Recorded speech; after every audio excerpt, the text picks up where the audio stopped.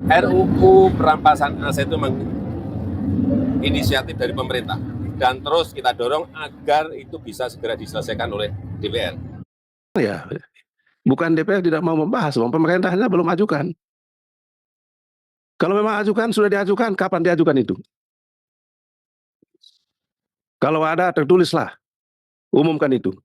Jangan kita main ciluk bah, bilang sudah ajukan padahal belum. Drama saling mencari pembenaran tidak ingin kehilangan muka di mata rakyat terus berlanjut. Para politisi busuk minim prestasi, hanya mampu bertahan dengan modal pencitraan. Sayang sekali, pencitraan mereka terkadang dengan mudah ditelanjangi dari jejak digital, baik sikap kata dan tindak tanduk perbuatan mereka. Di video sebelumnya, kami sudah membahas bagaimana Joko Widodo yang menuding DPR sebagai inisiator revisi Undang-Undang KPK dengan sangat mudah terbantahkan dari kesaksian mantan Ketua KPK, Agus Raharjo. Agus Raharjo menduga, revisi undang-undang yang menjadi penyebab pelemahan KPK, dengan menempatkan KPK di bawah rumpun eksekutif, bermula dari perlawanan pimpinan KPK kala itu yang menolak perintah Jokowi menghentikan kasus mega korupsi KTP elektronik yang menyebabkan mantan Ketua DPR Setia Novanto ikut terseret.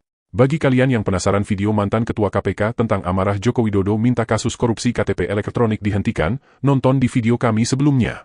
Di video kita kali ini kami akan membahas salah satu isu nasional yang tidak pernah lepas menghiasi kolom-kolom komentar tentang politik khususnya ketika pembahasan sudah menyinggung tentang hubungan Joko Widodo dan PDI Perjuangan. Sangat sering terjadi, ketika kubu pembela Jokowi mulai tersudut maka mereka akan menjadikan satu kata kunci, Undang-Undang Perampasan Aset.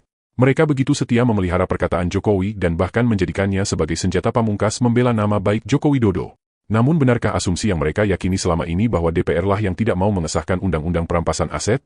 Mari kita kupas faktanya.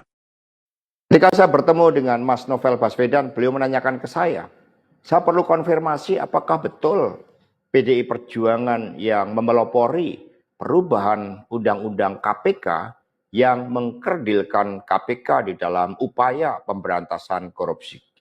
Saya katakan dengan tegas kepada Mas Novel Baswedan saat itu, inilah kalau ada hal-hal yang buruk oleh Presiden Jokowi, selalu dilimpahkan kepada PD Perjuangan dan juga Ibu Megawati Soekarno Putri.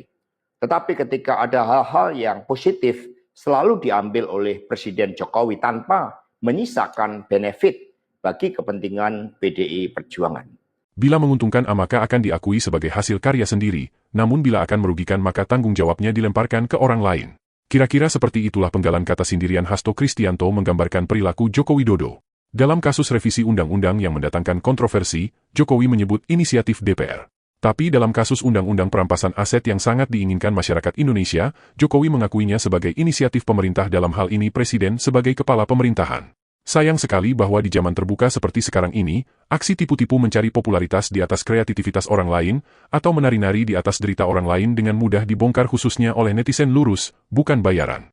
Kembali ke Undang-Undang Perampasan Aset. Siapa yang berdusta? Eksekutif dalam hal ini Presiden, atau DPR sebagai lembaga legislatif? Video ini adalah video suasana rapat dengar pendapat antara DPR RI Komisi 3 dengan Menteri Hukum Supratman Andi Aktas. Pada hari Senin, 18 November 2024, atau 1 bulan setelah Prabowo dilantik sebagai Presiden. Acara ini disiarkan secara langsung oleh TV Parlemen di YouTube, dan cukup menggemparkan publik kala itu. Ada satu fakta yang baru terbongkar, yang tidak diketahui publik, terselubung oleh framing yang dibangun oleh pemerintahan Joko Widodo. Terungkap bahwa ternyata draft Undang-Undang Perampasan Aset tidak pernah sampai di meja pembahasan DPR. Fakta ini terungkap setelah sebelumnya Beni Kaharman, anggota DPR RI dari fraksi Partai Demokrat mempertanyakan rancangan Undang-Undang Perampasan Aset yang tidak masuk dalam prolegnas tahun 2025. Perdebatan kemudian terjadi antara Menteri Hukum Andi Aktas dengan Beni Kaharman yang kemudian membuat publik terkejut dengan fakta yang dibongkar Beni. Saya membaca teliti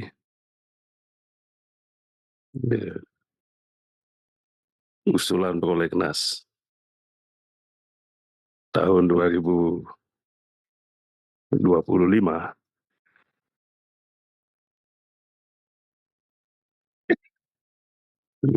Saya bolak-balik,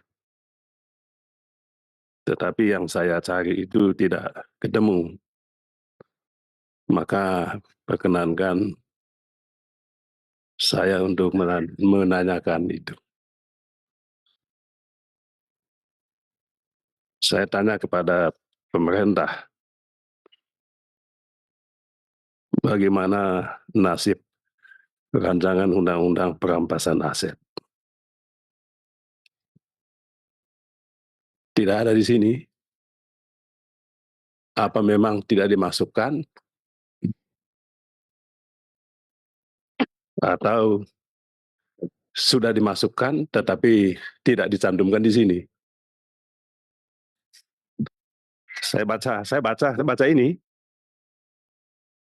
Nah, makanya saya tanya, mengapa pemerintah tidak mengajukan itu, rancangan undang-undang perampasan aset? Ajukan dulu. Soal pembahasannya di sini, itu kita di sini duduknya.